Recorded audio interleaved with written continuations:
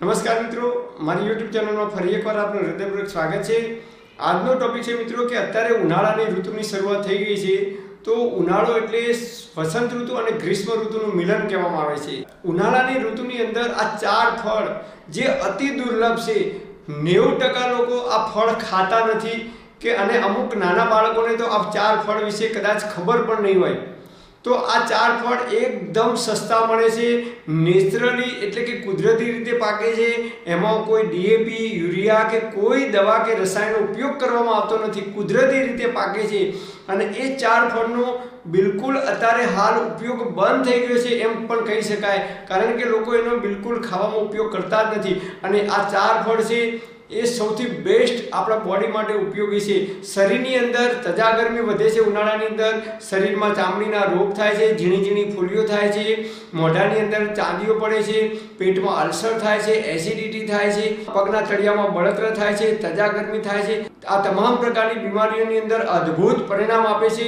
આપણા ઋષિ મુનિઓએ આનું અદ્ભુત વર્ણન કર્યું છે, આપણા વેદાચાર્યોએ આનું અદ્ભુત વર્ણન કર્યું છે। અને જે વસ્તુઓ બજારમાં વધારે વેચાય છે, જેમાં ઇન્જેક્શનનો ઉપયોગ કરવામાં આવે છે, કેમિકલ નાખીને પકાવવામાં આવે છે, સમયથી પહેલાં પકાવવામાં આવે છે, જેનો વધારે પ્રમાણમાં એડવર્ટાઇઝ કરવામાં આવે છે, એવી વસ્તુઓ આપણે આતે ખાતા થયા છીએ, જે ખરેખર આપણી બોડીને નુકસાન કરે છે। તો આ ચાર ફળ કયા છે જે ધીમે ધીમે લુપ્ત થઈ રહ્યા છે?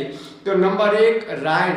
રાયણ છે એ બહુ મોટું વૃક્ષ આવે છે, એ 100, 150, 200 વર્ષ સુધી એ રાયણનું વૃક્ષ છે એ જીવંત રહે છે।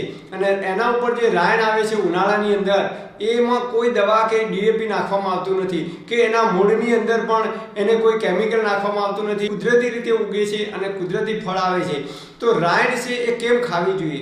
તો રાયણનો જે ગુણ છે એ શીઘ્ન છે, ચીકાશવાળી છે, રસ ધરાવે છે અને એ ગળી છે એટલે મધુર રસ છે। વસંત ઋતુ પૂરી થાય એટલે કે માર્ચ અને એપ્રિલ મહિનો પૂરો થાય પછી જ એ બજારની અંદર તમને જોવા મળશે, અને પછી ઉનાળાની ગ્રીષ્મ ઋતુની અંદર જ આ ફળ ખાવાનું છે, એના પહેલાં ખાવાનું નથી, એના પહેલાં તમને જોવાય નહીં મળે, કારણ કે કેમિકલથી પાકતું નથી। એટલે આ ચાર ફળ છે એ સમય પહેલાં તમને ક્યારેય જોવા નહીં મળે બજારની અંદર। જે લોકોને શરીરની અંદર અશક્તિ આવે છે, કમજોરી આવે છે, થોડું કામ કરીને થાકી જાય છે, જે લોકોને શુક્ર ધાતુની ઉણપ છે, એ શુક્ર ધાતુની ઉણપવાળા લોકો આ રાયણનો નિયમિત ઉપયોગ કરે તો શરીરની અંદર તમામ પ્રકારની બીમારીઓની અંદર અદ્ભુત પરિણામ આપે છે। પણ કેટલી ખાવાની છે? માત્ર મુઠ્ઠી ભરીને જ ખાવાની છે, વધારે ખાવાની નથી, નહીં તો એ પચવામાં ભારે છે, તો અપચો, અજીર્ણ અને કબજિયાત કરી શકે છે।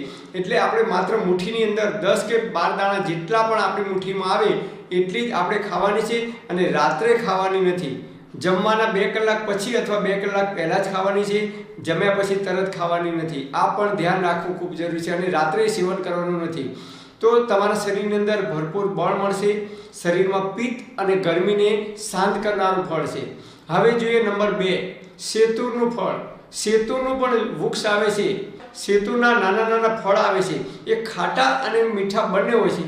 જ્યારે થોડાક પાકે છે ત્યારે ખટ મીઠા લાગે છે, અને પૂરેપૂરા પાકી જાય છે ત્યારે એકદમ મીઠા લાગે છે। તો શેતુરના જે ફળ આવે છે એ પણ ગ્રીષ્મ ઋતુની અંદર જ આવશે, અત્યારે જોવા નહીં મળે।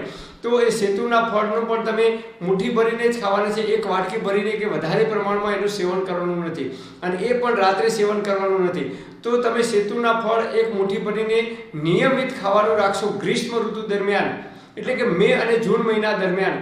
તો બોડીની અંદર જેટલી પણ પિત્તને લગતી સમસ્યાઓ થાય છે, જે લોકોને ઝીણી ઝીણી ફોલ્લીઓ થાય છે, મોઢામાં ચોંદીઓ પડે છે, પેટમાં બળતરા થાય છે, અલ્સરની તકલીફ થાય છે, પગની અંદર સોજા આવે છે, યુરિક એસિડનો પ્રોબ્લેમ થાય છે, આ તમામ પ્રકારની બીમારીઓની અંદર અદ્ભુત પરિણામ આપે છે। શેતુના ફળ પણ બજારમાં ક્યાંય વેચાતા જોવા મળતા નથી મોટા ભાગે, એટલે એ પણ આપણે ખાતા નથી। નંબર 3 આંબલી। આંબલી શબ્દ આવે એટલે બહેનોને મોઢાની અંદર પાણી વળી જાય, કારણ કે એમને સૌથી પ્રિય આ ફળ છે બહેનોનું, અને આપણે કહીએ છીએ કે ભાઈ આંબલી ઉપર ભૂત રહે છે। આંબલીનું જે ફળ છે એ ખાટું છે, અને બોડીની અંદર શુક્ર ધાતુને વધારનારું છે, બોડીમાં બળ આપનારું છે, બોડીને ઠંડક આપનારું છે। પણ આ ફળને પણ રાત્રે ખાવાનું નથી, અને ઓછી માત્રામાં ખાવાનું છે, કારણ કે એ વાયુનો પ્રકોપ કરી શકે છે। એટલે આપણે ઓછી માત્રામાં, અથવા તમે એનો શરબત બનાવીને પી શકો છો। એની અંદર થોડીક આંબલી, થોડોક ગોળ દેશી ગોળ અને એની અંદર થોડી ઇલાયચી નાખી અને એનો અડધો ગ્લાસ જેટલો શરબત બનાવી અને નિયમિત પીવાનું રાખો મે અને જૂન મહિનામાં, એટલે કે ગ્રીષ્મ ઋતુમાં, તો એ બોડીને ઠંડક આપે છે અને બળ પૂરું પાડે છે.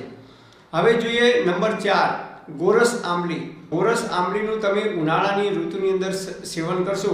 આપણા બોડીની અંદર ઉનાળાની ઋતુ દરમિયાન જે કંઈ બોડીની અંદર તકલીફો આવે છે, વાયરલ ઇન્ફેક્શન આવે છે, તમામ પ્રકારની બીમારીઓની અંદર અદ્ભુત પરિણામ આપે છે, કારણ કે વાયુ અને પિત્ત બંનેને શાંત કરનારું ફળ છે.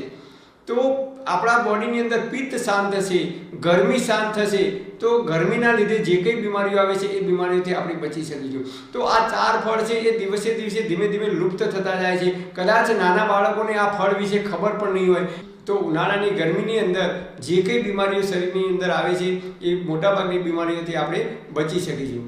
પરમપિતા પરમાત્મા આપ સર્વેને તંદુરસ્ત અને નિરોગી રાખે એવી હૃદયપૂર્વક મારી પ્રાર્થના.